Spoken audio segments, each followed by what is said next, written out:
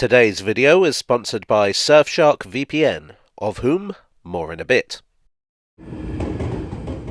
Today I'm going to talk about a tube station that I just really like, which I think is perhaps more notorious than famous, if people think about it at all. Today we're going to talk about Clapham Common. Clapham Common is a station towards the southern end of the northern line of the London Underground, and what it's probably most famous for is its island platform, which towards the end gets scarily narrow. In rush hour it can feel very precarious. There was no way I was going to film while the station was crowded, put it that way. So an obvious question arises. What's the deal here? Let's dive deep into the history of this underground station. Clapham Common is a pretty old station. Actually, it turned 125 earlier this year, having opened on the 3rd of June 1900. When it opened, the Northern Line didn't even exist. Back then, this section of tube line was the City and South London Railway. The CSLR originally ran from Stockwell to King William Street, near to the present-day Bank Station. It turned out to be a big success, both among passengers and from an engineering standpoint. It was a deep-level tube line operating far below street level, but it was also an electric railway. These technologies would change the way people thought about commuting forever. Naturally, there would soon be imitators both in London and elsewhere, and, naturally, the CSLR thought about extending quite early on. South London had a lot of railways, but what the CSLR were really competing with was the trams and the buses. Both were horse-drawn in the 1890s, so a futuristic electric railway had the potential to clean up. In financial terms, not, like, with a shovel. The company also wanted to extend north towards Islington, which required abandoning everything north of Borough and digging a new tunnel to Bank. This might seem irrelevant, but it was in fact impossible to build the southern extension without building a northern extension. The reason was this. The price the CSLR paid for being the first railway of its kind was that it got to be the one that made all the mistakes. One big mistake it made was that its trains consisted of a locomotive and 3 coaches. At the end of the line, the locomotive had to be uncoupled, another locomotive attached at the other end, the train taken out, and then the original locomotive had to head into the sidings. Thanks to the use of block signalling, no train could enter the terminus until the last one had completely cleared it. Trains could not operate as frequently as passengers demanded it, nor was there space to make the trains any longer. If the line was extended, this bottleneck problem would only worsen, so the obvious solution was to build a new terminus at both ends, which, of course, they did. The other problem was power. The CSLR was underpowered. So much so that when the trains climbed a gradient, the current draw caused the lights in the carriages to dim. So the old power station at Stockwell was replaced with a new one. This was long before the national grid. The island platform at Clapham Common was a third example of something that, in retrospect, was a mistake. Now, it's fair to say that at the time this kind of thing was seen as perfectly adequate. Clapham North, Angel and Euston would all be built with this layout. You know what's even scarier than the platforms at Clapham Common? Going online these days. That's why I'm glad to once again be partnered with Surfshark VPN. It seems like everyone wants your data these days. Which is something we've been told for years that we shouldn't be handing out willy-nilly. Fortunately, Surfshark lets you get around content restrictions and government censorship without handing your info over to shady third parties, and its advanced encryption keeps you safe from snoopers. What's more, with its servers in over 100 countries, not only does it let you keep your privacy private, it lets you take advantage of being virtually in another country. How about saving money on online shopping with region-specific pricing? Or getting access to other countries' catalogues when using your streaming services? Surfshark does all that. Even better, it can be used on all platforms and unlimited devices for the best possible value. Well, I say best possible value, but we can do even better. For viewers of this channel, check out surfshark.com/jago or follow the link in the description below and enter the code JAGO to get 4 months extra free. So that's one less thing for you to worry about while you wait for your train. What I really like is this entrance.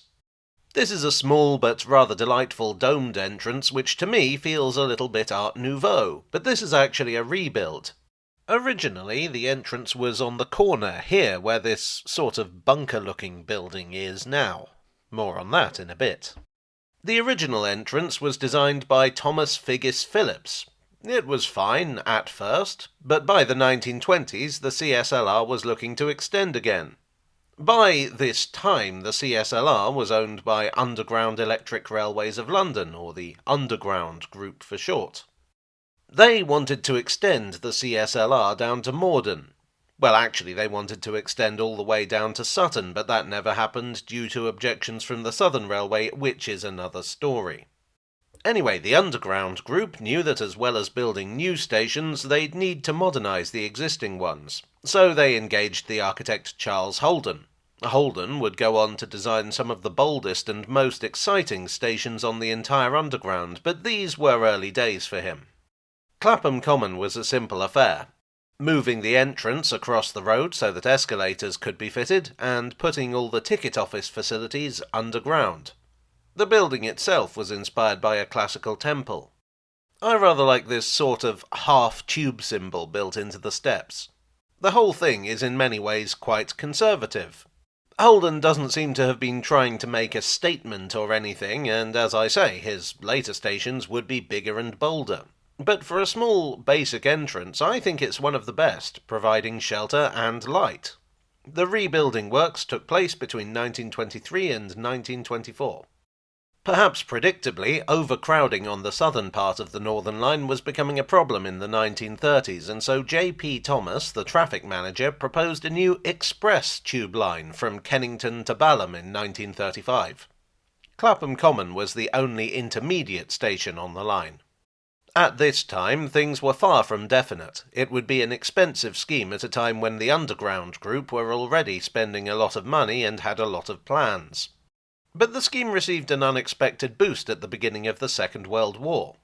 The people of Britain were well aware of the threat posed by air raids.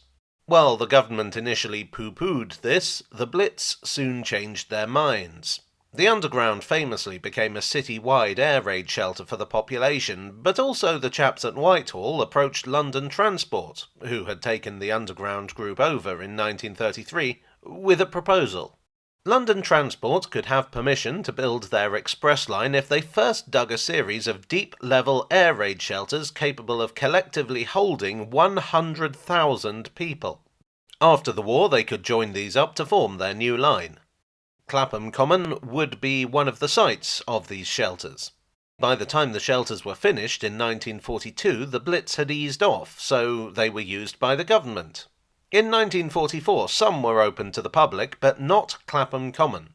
The old shelter was turned into a hydroponic farm in 2014. I'm told they have to have regular police inspections to make sure they're not doing anything illicit.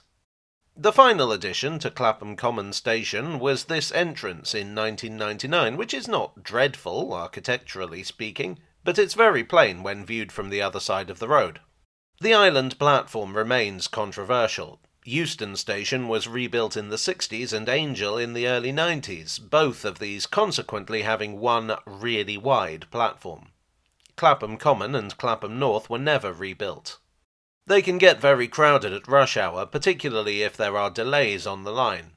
Oddly enough, I've never come across any accounts of any accidents. There was an incident in 2023 when a fire scare led to a panic and the Rail Accident Investigation Board criticised the platform as having the potential for accidents. As of 2024, though, there are no plans to rebuild. Clapham Common remains a relic of the City and South London Railway a century and a quarter after its opening, and will likely remain so for a long time to come.